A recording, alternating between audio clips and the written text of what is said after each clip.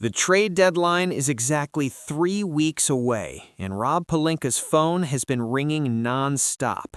Welcome to Lakers News Fan Report, your home for breaking news, insider analysis, and everything Lakers basketball. I'm here every single day bringing you the latest updates, trade possibilities, and strategic breakdowns that matter to our championship pursuit. Today, I need to talk about something that's been developing quietly, something that could solve one of our biggest problems this season, something that connects back to a draft night decision that's haunted us for years. 23 wins and 18 losses, 5th place in the Western Conference. For a franchise with LeBron James and Anthony Davis, those numbers feel uncomfortable. Not disastrous, but definitely not where we expected to be at this point in the season. J.J. Redick has been doing everything he can with the roster he inherited, experimenting with lineups, adjusting defensive schemes, trying to find that perfect rotation that maximizes our strengths while hiding our weaknesses. But there's one glaring issue that keeps showing up game after game, a problem that's been plaguing us all season long: wing defense, or more accurately, the lack of consistent wing defense. When you watch Lakers games, you see opposing teams attacking the perimeter with confidence. They're not afraid. They're running their offense through guards and wings who repeatedly beat our defenders off the dribble, create advantages, force rotations, and either score themselves or find open teammates. It's been a consistent pattern, and it's killing us in close games. The Western Conference is absolutely loaded with elite wing scorers: Kevin Durant, Paul George, Kawhi Leonard, Devin Booker, Shai Gilgeous-Alexander. These guys are torching us, and we don't have anyone who can consistently make their lives difficult. LeBron is still LeBron, obviously. He's averaging his usual elite numbers in year 22, proving once again why he's the greatest of all time. But asking a 39-year-old to guard the opponent's best perimeter player for 40 minutes is not a sustainable strategy. We need him fresh for offense, for playmaking, for those clutch moments where games are decided. AD is a monster on the defensive end when healthy, but he's most effective protecting the rim and defending bigs. Putting him on the perimeter full-time wastes his unique skill set and leaves us vulnerable inside. So where does that leave us? Rui Hachimura has been fantastic offensively, shooting the lights out from 3 at 44.5% and averaging solid production. But defensively, he's not that lockdown stopper we need against elite scorers. He gives effort, absolutely, but he lacks the lateral quickness and defensive instincts to consistently shut down the league's best wings. Jared Vanderbilt was supposed to be that guy, the defensive specialist who could take the toughest assignments, but injuries have completely derailed his season, and we can't count on him being available when we need him most. The coaching staff has tried everything: zone defenses to hide individual weaknesses, switching schemes to keep fresh bodies on scorers, trapping and blitzing to force the ball out of their hands. But none of these Band-Aid solutions address the fundamental problem. We need a legitimate 3-and-D wing who can guard the opponent's best player while also spacing the floor offensively. That's the profile Rob Pelinka has been searching for all season, and time is running out. The market for quality wings is extremely tight right now. Almost every contending team needs the same thing we do, which drives up prices and makes deals incredibly difficult to complete. We've been linked to various names over the past few weeks. Herb Jones from New Orleans would be perfect, but the Pelicans aren't even taking calls about him. Andrew Wiggins from Golden State has the defensive pedigree, but those conversations haven't progressed anywhere meaningful.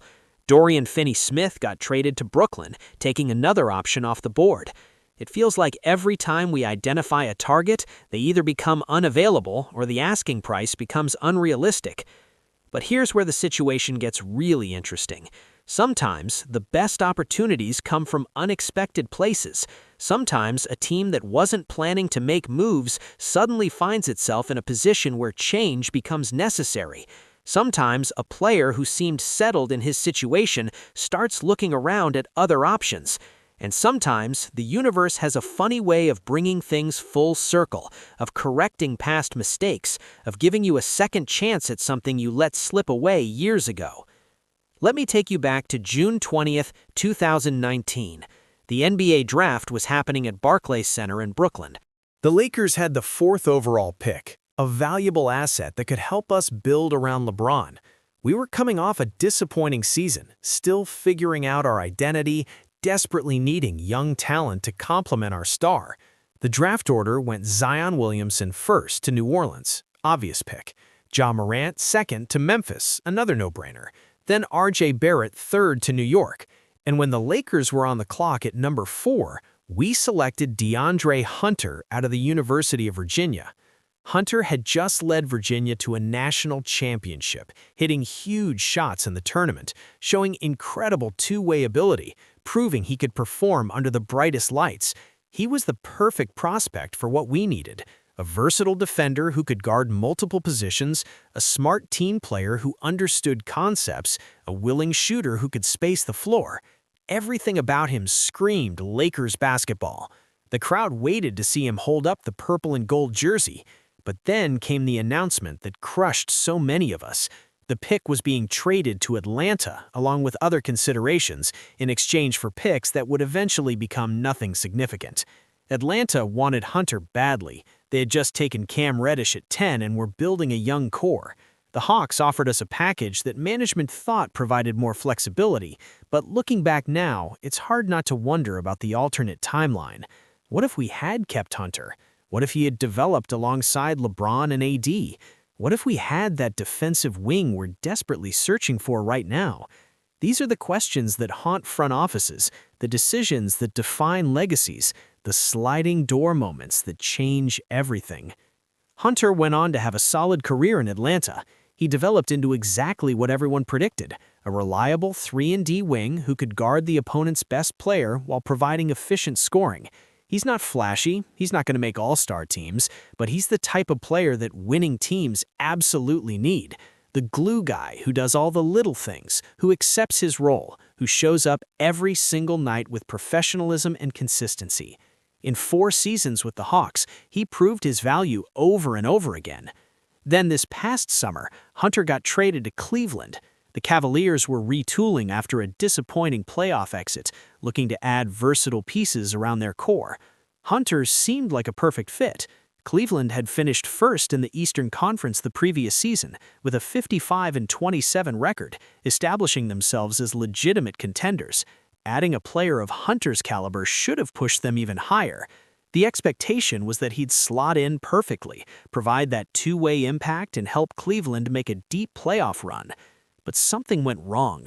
The Cavaliers started this season with championship aspirations and are now sitting 7th in the East at 22-19. That's not terrible, but it's definitely disappointing given last year's success and this year's expectations. The chemistry hasn't clicked, the rotations have been inconsistent, injuries have played a role, and somewhere in all that dysfunction, DeAndre Hunter has found himself in an uncomfortable situation. He's averaging 13.9 points, 4.3 rebounds, and 2.1 assists in around 27 minutes per game. Solid numbers, but he's clearly not being utilized optimally. And here's where everything I've been building toward comes together. According to recent reports from credible league sources, there's significant smoke around the idea that Hunter, or at least his representation, would prefer him to be somewhere else. This isn't the typical disgruntled player situation where someone is causing problems publicly. Hunter is a professional. He's still showing up and competing. But behind the scenes, there are conversations happening. His camp is exploring options. Cleveland might be open to making changes if the right opportunity presents itself. And suddenly, a player who seemed completely off the market is potentially available. Think about what this means for the Lakers. We're talking about a 28-year-old wing in his absolute prime, a player who's proven he can defend elite scorers at the NBA level, someone who shoots a respectable percentage from 3 and doesn't need plays called for him offensively, a guy who's been through playoff battles and understands what it takes to win, and most importantly, someone who was originally supposed to be a Laker, who could have been wearing purple and gold for the past 5 years if we hadn't traded that pick. The fit is almost too perfect. Imagine Hunter sliding into our starting lineup next to LeBron and AD. Suddenly, we can switch everything on the perimeter. We can put Hunter on the opponent's best scorer and let him work. We can space the floor with his three-point shooting, opening up driving lanes for LeBron and AD. We can play him in crunch time without worrying about defensive breakdowns. He's exactly the type of player J.J. Redick has been asking for, someone who makes his job as a coach significantly easier. From a contract standpoint, Hunter is making around $18 million this season, which is reasonable for a player of his caliber. He's not on some massive deal that would handcuff us long-term. Any potential trade would require matching salary, probably a combination of Rui Hachimura, Gabe Vincent, and maybe a young piece or future pick. That's not nothing, but when you're trying to maximize LeBron's final years and AD's prime, you have to be willing to consolidate depth for top-end talent. Championship teams make those moves. The Lakers need to strike now. The deadline is approaching fast, and opportunities like this don't last forever. If Cleveland is genuinely open to moving Hunter, if his camp is actively seeking a new situation, if the circumstances align perfectly, Rob Pelinka needs to be aggressive, pick up the phone, start serious negotiations, figure out what it takes to bring DeAndre Hunter back to Los Angeles where he was always supposed to be.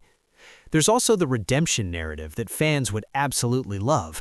The player we drafted but traded away on draft night, coming back 5 years later to help us win another championship. It's the kind of story that Hollywood was made for. And more importantly than any narrative, it's the kind of move that could genuinely transform our season. We're good right now, but we need to be great. Hunter could be that missing piece that takes us from playoff contender to legitimate title favorite. Obviously, making any trade requires two willing partners. Cleveland would need to decide that moving Hunter makes sense for their timeline and their plans. The Lakers would need to put together a package that Atlanta finds acceptable. There are no guarantees in these situations, no certainties until signatures hit paper, but the fact that Hunter apparently wants out, the fact that Cleveland is struggling, the fact that we desperately need exactly what he provides, all of that creates the perfect storm for a deal to happen. So, Lakers Nation, I want to hear from you. Would you be excited about bringing DeAndre Hunter to Los Angeles? Do you think he's the answer to our wing defense problems? What would you be willing to give up in a trade to get him? Are you ready to see the player we drafted in 2019 finally suit up in purple and gold? Drop your thoughts in the comments below. I read every single one, and I want to know how you feel about this possibility. If you're not already subscribed to Lakers News Fan Report, hit that subscribe button right now. Turn on notifications so you never miss breaking news, trade analysis, or game breakdowns. This is where serious Lakers fans come for serious basketball discussion. We're building the best community on YouTube for Lakers content, and I want you to be part of it. Let's keep this conversation going, let's follow this story together, and let's see if we can bring DeAndre Hunter home where he belongs. Until next time, Lakers Nation, stay locked in.